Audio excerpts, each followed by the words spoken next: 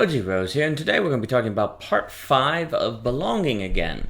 And for those who have been following so far, you know, this paper is very interested in the question of how do we belong again today. And it is argued that a necessary condition for that is a sense of rootedness, givens, and community. But of course, if these things exist, there can also be the possibility of being brainwashed, of Hannah Arden's banality of evil, and discrimination, all these other problems. So the very grounds of community that give us belonging are the very things also that can make us thoughtless and contribute to great evils. And so the next part of this paper is going to be exploring the work of someone by the name of Conyers, Professor Conyers, A.J. Conyers. He passed away, wrote some very interesting books like Listening Heart and The Long Truce. And the argument he wants to make is that the doctrine of tolerance has played a key role in the growth of the bureaucratic state and the weakening of communities. And if we're going to be answering the question of how can we belong again, then this would be something to explore. Now, Conyers is not saying that you shouldn't be nice to people, that you shouldn't be empathetic. He will, in his book, The Long Truce, make a very important distinction between humility and tolerance, where humility is very positive, it's very active, and it's very good, but he's very wary of tolerance. Because, if someone came up to you and say, well, I tolerate you, would you feel very good? Not really. Tolerance is a weak association. It also suggests that there's not, for Conyers, it suggests that there's not much at stake between the Christian and the Muslim, that they should just tolerate each other, because, they're not really worth investigating, but they shouldn't kill each other either.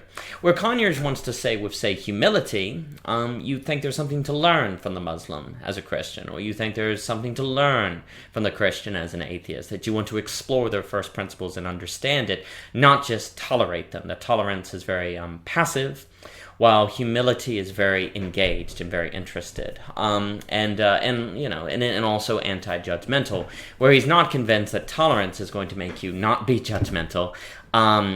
What he thinks, actually, it's kind of like intolerance, you're supposed to never judge, but it gets very pent up and eventually explodes out.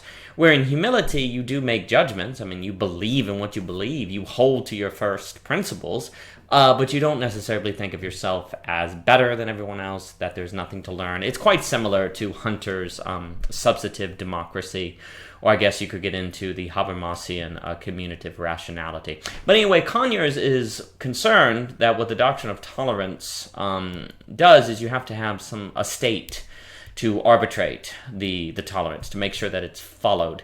And that's ultimately going to be the state. And nobody who, say, preaches the doctrine of tolerance necessarily intends to create a growing central government, but that is ultimately what's going to happen, especially as pluralism develops. Also, communities necessarily have to have power over what they say is good and what is bad, what they allow and what they disallow. And if the state ultimately has that authority to run and say, well, no, a community can't do this, say gay marriage, Christians can't claim that gay marriage is wrong, for example. If the state can do that, well, then the state has authority over communities, and maybe the state should do that, you could argue, but that's not the interest of this paper. The point is that if the state ultimately has the final say over what communities can and cannot do, then the state has ultimate authority. And if the communities don't have authority, then the power of their givens, the power to bind people to those communities, weaken, and the focus gradually becomes on the state, and the concern of those communities will be the state. And then what that naturally leads to is probably an attempt to erect a new identity on the state, and then we have to ask if the state can bear that weight and can do so meaningfully. So what happens when you have globalization is you get pluralism. When you get pluralism, you're going to have a bunch of people that disagree with one another living near one another. So the question we have to ask, excuse me, the question we have to ask is if the mode by which people are going to engage with one another in pluralism, because we can't get rid of pluralism, is it going to be humility or is it going to be tolerance? And Conyers does not think that humility will necessarily cause the state to grow.